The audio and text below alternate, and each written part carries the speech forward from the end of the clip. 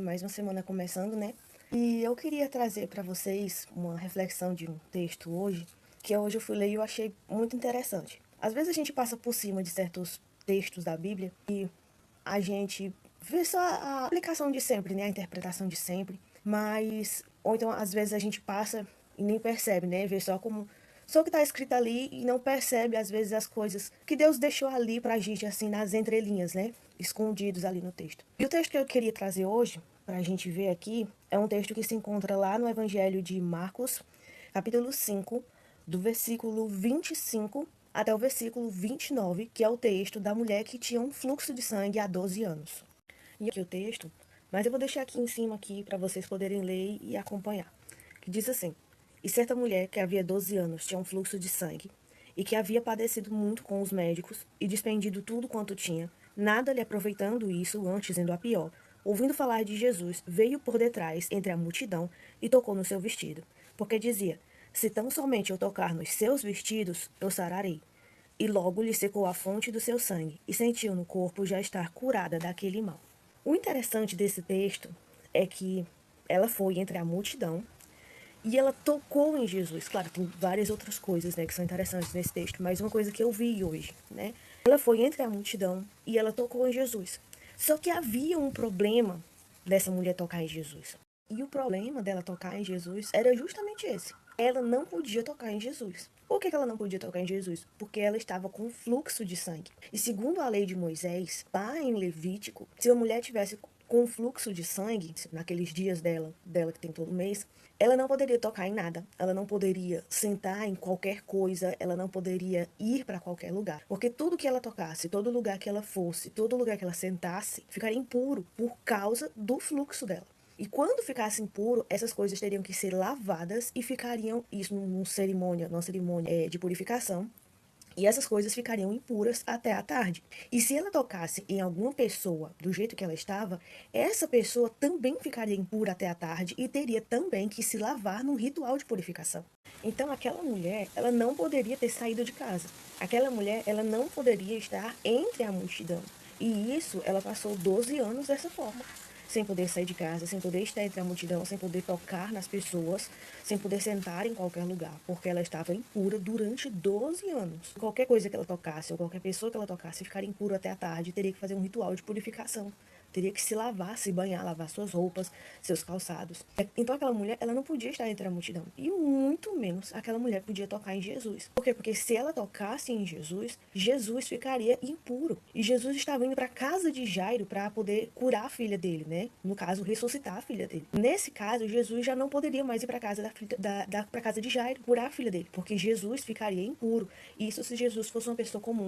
E por que será que isso aconteceu? Por que, que a pureza de Jesus se transferiu para ela e não a impureza dela se transferiu para Jesus? Porque Jesus é santo. Jesus, ele é Deus. Jesus, ele nunca se contaminou. Jesus, ele veio, ele não era um ser humano comum como qualquer outro. Ele era um ser humano puro, totalmente santificado. Jesus foi o único que conseguiu cumprir todos aqueles requisitos que tinham na lei de Moisés. Nenhum outro ser humano na face da terra conseguiu cumprir os requisitos da lei de Moisés. Só Jesus Cristo. E a pureza dele se transferiu para ela, e não a impureza dela se transferiu para ele. Mas aí a gente vai pensar, sim, e o que que significa, né? O negócio é que não acaba aí. Isso vai nos mostrar aquilo que Jesus fez na cruz. Isso é uma pequena simbologia daquilo que Jesus fez na cruz por nós. E eu não estou dizendo que essa história dessa mulher com fluxo de sangue é uma história inventada, quando eu digo que é uma simbologia. Não, isso não é uma história inventada, isso não é uma parábola. Isso é um fato que realmente ocorreu, né? Realmente isso aconteceu. Marcos, ele não está escrevendo ali uma parábola de Jesus, ele está ali narrando um fato que aconteceu. Mas com aquele fato que aconteceu, Jesus está nos ensinando uma lição sobre aquilo que ele faria no futuro na cruz por nós. Porque nós éramos o impuro. Nós somos aquela mulher. Nós somos os pecadores. Os nossos pecados nos tornam impuros. E todo ser humano é pecador. Romanos 3 diz que todos pecaram e por isso estão afastados da glória de Deus. E Romanos 6 diz que a consequência pelo pecado é a... Então nós é que deveríamos estar naquela cruz no lugar de Jesus. Nós somos o impuro. Nós deveríamos ser punidos. Não Jesus. Jesus não tinha pecado. Jesus não era impuro para estar sofrendo aquele castigo na cruz, deveríamos ser nós. Mas mesmo assim ele foi. Ele foi em nosso lugar. Ele foi por amor a nós. Ele pegou o castigo que deveria ser colocado sobre nós, porque nós somos o impuro, e ele pegou esse castigo e colocou sobre o próprio corpo. Ele colocou sobre as próprias costas. Ele colocou nas próprias mãos, nos próprios pés, quando ele foi furado por aqueles pregos. Então Jesus tomou sobre si a nossa impureza, para que a pureza dele pudesse ser colocada sobre nós. E quando Deus olha para nós, Deus nos vê justos, não por nossa justiça, porque nós não somos justos. Nós somos pecadores, nós somos culpados, nós somos merecedores da, conforme está lá em Romanos 6:23. Então Jesus pega a nossa impureza e coloca sobre ele, para que a pureza dele seja colocada em nós. Ele pega a nossa injustiça e paga as consequências dela na cruz, para que a justiça dele fosse colocada sobre nós como uma roupa. A Bíblia diz que nós somos como pessoas nuas diante de Deus. E Deus olha para nós e ele vê a nossa vergonha, assim como ele viu a vergonha de Adão e Eva. Quando Adão e Eva perceberam que estavam nus, depois que comeram daquele fruto, eles ficaram com vergonha de Deus, porque Deus ia olhar para eles e ia perceber aquilo que eles estavam percebendo neles, como eles são falhos, como eles são pecadores, como eles estavam errados. Deus ia perceber a impureza deles. E aí Deus vai, sacrifica um cordeirinho lá no Éden, tira a pele do cordeiro e faz roupas para Adão e Eva, para mostrar, olha, vocês não conseguem se cobrir sozinhos.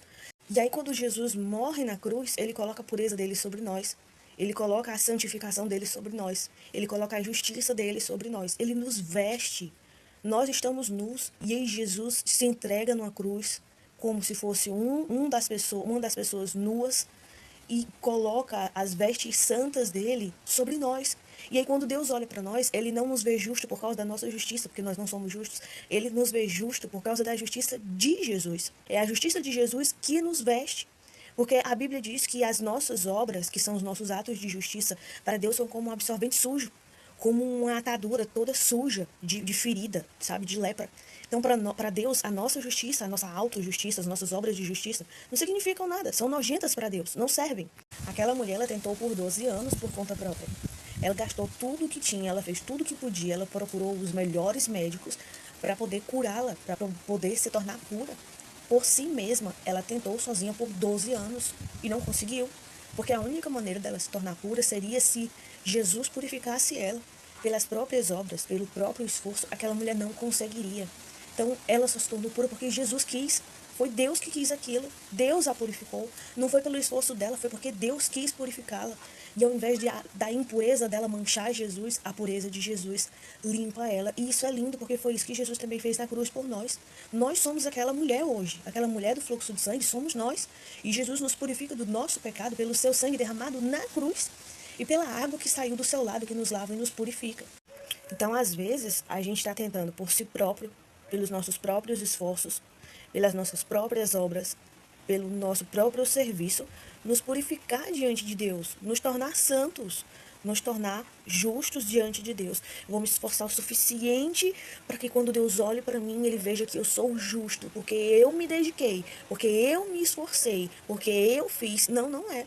Você vai se esforçar, você vai se dedicar, você vai fazer, você vai continuar injusto, você vai continuar impuro. Deus vai olhar para você e vai continuar olhando para o seu pecado. E quando o impuro chega diante da presença de Deus, sem a ajuda de Jesus, esse impuro, a única coisa que vai acontecer com ele é... Porque Deus, ele é fogo purificador. Deus, ele é santo, santo, santo. Que significa que ele é completamente santo. Se nós chegamos na presença de Deus sem a ajuda de Jesus, o fogo purificador de Deus, a glória poderosa de Deus, a santidade de Deus nos... E era isso que aconteceu, por exemplo, lá no templo. Se alguém chegasse no lugar santíssimo, que não fosse o sumo sacerdote, uma vez por ano, depois de todo um ritual de purificação e preparação e banho e tudo mais, essa pessoa era fulminada por Deus. Essa pessoa...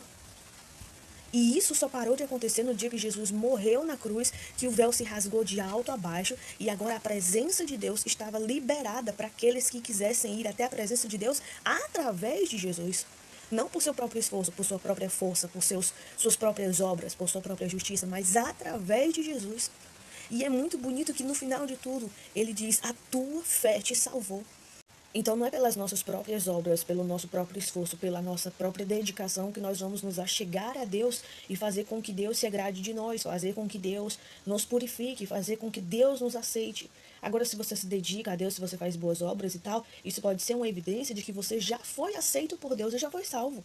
As boas obras, elas não são meio para se conseguir a salvação. Você não entra no céu por esforço. Você se esforça porque você já tem a passagem para o céu garantida. O seu esforço não é um meio de você ser salvo. O seu esforço é uma evidência de que você foi salvo. Isso se você realmente obedece à Bíblia e faz aquilo que Deus ensina na sua palavra. Isso são evidências de quem foi aceito por Deus e não um meio de ser aceito por Deus. E aí, às vezes, você convida alguém para vir até Jesus. Você convida alguém para vir ouvir falar sobre Jesus.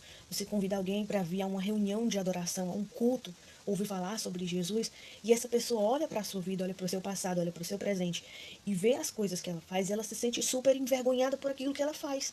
Ela se sente envergonhada como aquela mulher se sentia envergonhada na frente das pessoas.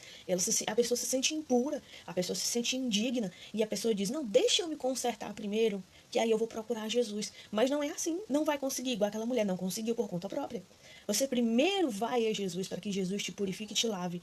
E aí sim você perde a vergonha da morte, do pecado. E não você vai se ajeitar primeiro para depois encontrar Jesus. Você não se limpa primeiro para você ir tomar banho, você toma banho para se limpar. E a única coisa que você precisa fazer é ter fé.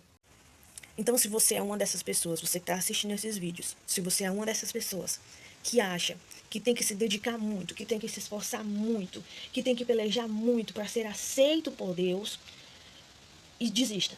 Porque você não vai conseguir nunca, por mais que você faça tudo, você não vai conseguir ser aceito por Deus pelas suas boas obras.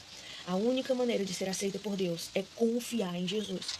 É confiar que Jesus é o único que pode te salvar. É o único que pode te purificar. É o único que pode te tornar limpo. Isso simplesmente porque Ele quer. Porque Ele quer. Não é porque você quer, porque você deseja. É porque Ele quer. A única maneira é confiar em Jesus. Somente isso. É muito mais fácil do que fazer um monte de outras coisas. Só confiando em Jesus. E se você confiar nele, ele vai pegar a pureza dele e vai tirar a tua impureza e vai colocar a pureza dele sobre você. E aí você vai ser aceito por Deus.